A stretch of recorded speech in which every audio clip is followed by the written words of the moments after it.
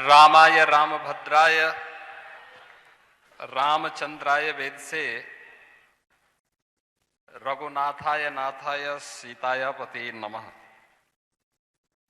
सियावर रामचंद्र भगवान की, सियावर रामचंद्र भगवान की, भारत माता की, भारत माता की, सरयू मैया की, सरयू मैया की, पवन सुत हनुमान जी की, पवन सुत हनुमान की। नमः पार्वती पतिये हर हर।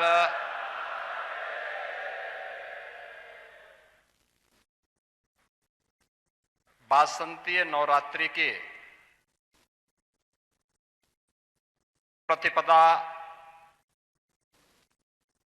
की इस तिथि में, जो भारतीय नव संवत्सर की प्रथम तिथि है, मैं सबसे पहले आज के इस समारोह में हमारे बीच में कृपा पूर्वक पधारी भारत गणराज्य की महामहिम राष्ट्रपति आदरणीय श्रीमती द्रौपदी मुर्मू जी का, उत्तर प्रदेश सरकार और आप सभी उत्तर प्रदेश वासियों, उत्तराखंड के आए हुए राम भक्तों की ओर से हृदय से स्वागत करता हूं, अभिनंदन करता हूं। आप सभी को भारतीय नव संवत्सर की हृदय से बधाई और शुभकामनाएं। आज के इस समारोह में उपस्थित उत्तर प्रदेश की माननीय राज्यपाल आदरणीय श्रीमती आनंदीबेन पटेल जी, अत्यंत आध्यात्मिक विदुषी पूज्य माता अमृता नंदमयी जी, राष्ट्रीय स्वयंसेवक संघ के वरिष्ठ स्वयंसेवक आदरणीय भैया जी, श्री राम जन्मभूमि तीर्थ क्षेत्र ट्रस्ट के कोषाध्यक्ष पूज्य स्वामी गोविंद देव गिरी जी, देश के कोने कोने से पधारे हमारे सभी पूज्य संतजन, श्री राम जन्मभूमि आंदोलन और उसके उपरांत प्रभु श्री राम के इस भव्य मंदिर निर्माण के इस पावन अभियान के साथ जुड़े हुए सभी हमारे राम भक्तगण, उपस्थित बहनों और भाइयों, आज भारतीय नव संवत्सर का प्रथम तिथि और श्री राम जन्मभूमि के परिपूर्ण होने के उपलक्ष्य में श्री राम यंत्र की स्थापना के कार्यक्रम में आदरणीय राष्ट्रपति जी का सानिध्य प्राप्त हो रहा है। आप सभी आध्यात्मिक विभूतियों का सानिध्य यहां प्राप्त हो रहा है। मैं इस अवसर पर आदरणीय राष्ट्रपति जी का, पूजनीय अम्मा जी का,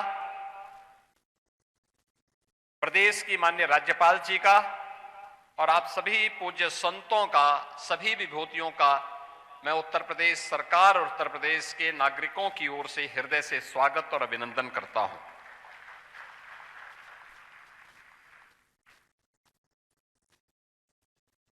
अब अयोध्या के बारे में ये बातें हम कह सकते हैं जिसके बारे में प्रभु ने स्वयं अपनी वाणी से कहा था कि अवधपुरी सम प्रिय नहीं सोवो, या प्रसंग जानहु को।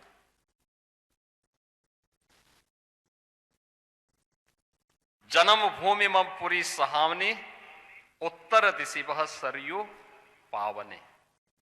आप सोचो, सरयू मैया तभी से इस पवित्र अयोध्या धाम को पवित्र करते हुए अपने निर्मल जल से इस पूरे क्षेत्र को आलोकित करती है। और आज सचमुच आदरणीय प्रधानमंत्री जी के यशस्वी मार्गदर्शन और नेतृत्व में श्री राम जन्मभूमि मंदिर निर्माण के लिए भूमि पूजन का कार्यक्रम हो,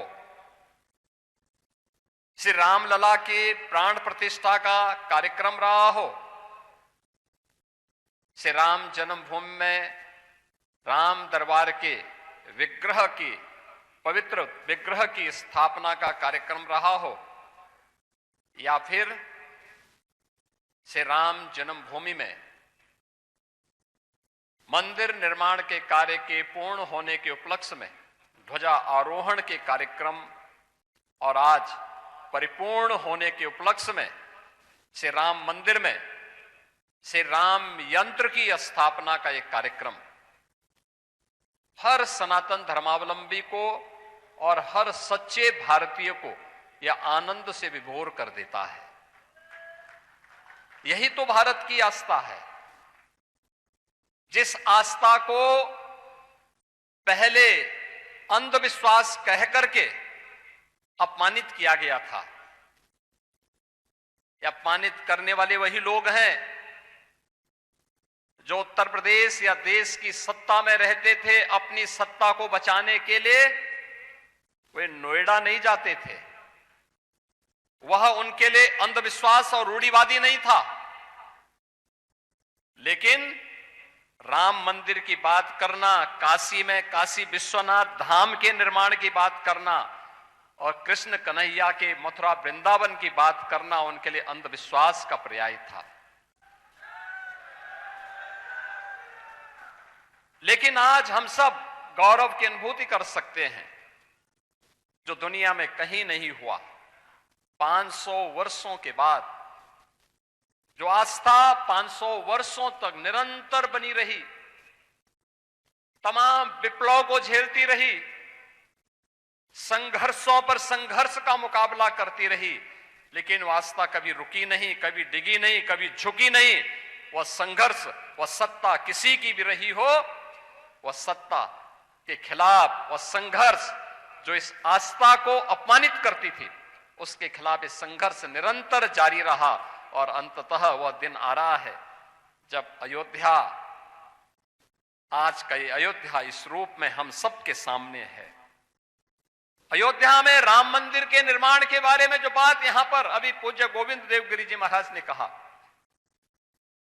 ये केवल राम जन्मभूमि पर प्रभु श्री राम का भव्य मंदिर ही नहीं है, ये भारत के राष्ट्र मंदिर का एक प्रतीक बन गया है और राम राज्य की आधारशिला भी है। आज आपको भारत के अंदर देखने को मिल रहा होगा, राम राज्य बैठे त्रिलोका, हर्षित भये गए सब लोका। शोका बैरु न कर काहू सन कोई, राम प्रताप विषमता कोई। वर्णाश्रम निज निज धर्म, निरत वेद पथ लोक, चलहि सदा पावहि सुखहि, नहीं भय शोक न रोग। बहनों और भाइयों, दुनिया में वर्तमान में तमाम युद्ध चल रहे हैं, अव्यवस्था है, आर्थिक अराजकता है, भय है, दहशत है, और हम भारत में अयोध्या धाम में भय मुक्त होकर के हजारों की संख्या में राष्ट्रपति जी के अभिवादन के लिए श्री राम यंत्र की स्थापना के इस कार्यक्रम में सहभागी बनकर के राम राज्य की अनुभूति का एहसास कर रहे हैं। यही तो है जिसके बारे में कहा जाता कि भारत भारत इसलिए बना है क्योंकि भारत को हमारी ऋषि मुनियों की तपस्या ने, हमारे अन्नदाता किसानों के परिश्रम ने, हमारे कारीगरों की उद्यमिता ने और भारत की आस्था ने सदैव एक भारत श्रेष्ठ भारत के रूप में बनाए रखा है। और आज श्री राम जन्मभूमि की यज्ञ की पूर्णाहुति के कार्यक्रम के साथ जुड़ करके न केवल आप, न केवल हम, न केवल उत्तर प्रदेश वासी, बल्कि देश और दुनिया में जहां कहीं भी सनातन धर्मावलंबी है, उन सब के मन में आनंद की अत्यंत अनुभूति हो रही होगी।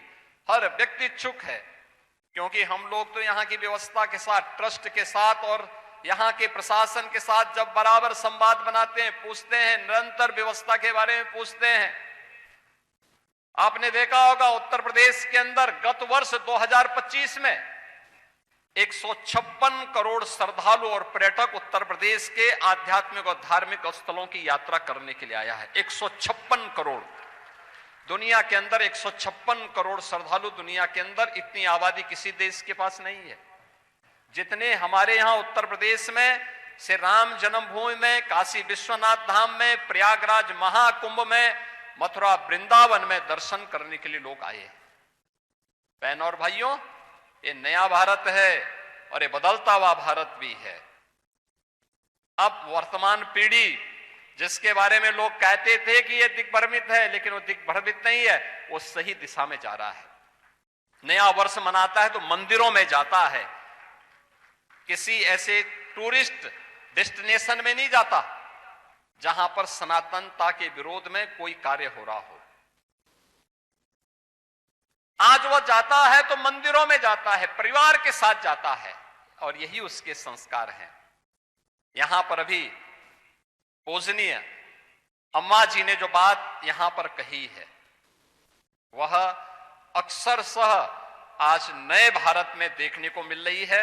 मैं इस अवसर पर आदरणीय राष्ट्रपति जी का, पूजनीय माता जी का, आदरणीय राज्यपाल महोदय का और आदरणीय भैया जी का, आप सभी पूज्य संतों का, सभी राम भक्तों का और राम मंदिर निर्माण के इस यज्ञ में जिन भी कारीगरों ने, जिन भी श्रमिकों ने अपना अपना योगदान किया है, उन सब का मैं एक बार फिर से हृदय से अभिनंदन करता हूं।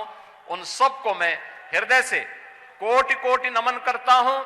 इस पूरे आंदोलन के दौरान जिन पूज्य संतों ने, जिन राम भक्तों ने अपने आप को बलिदान किया, अपनी आहुति दी, श्रद्धेय अशोक सिंघल जी जिनके नेतृत्व में ये पूरा आंदोलन एकजुट होकर के सम विषम परिस्थितियों का सामना करता रहा,